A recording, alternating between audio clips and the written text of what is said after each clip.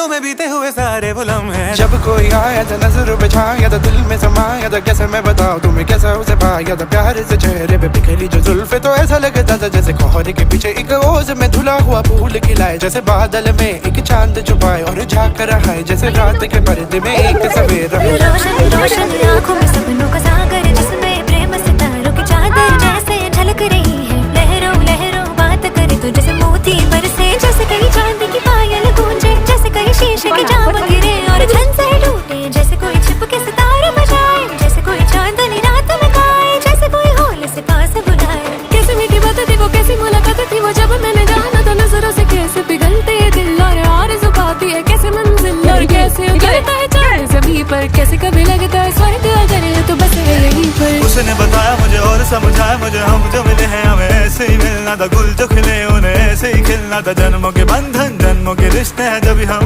সামনের ভিতরে ফেলাই যাবে।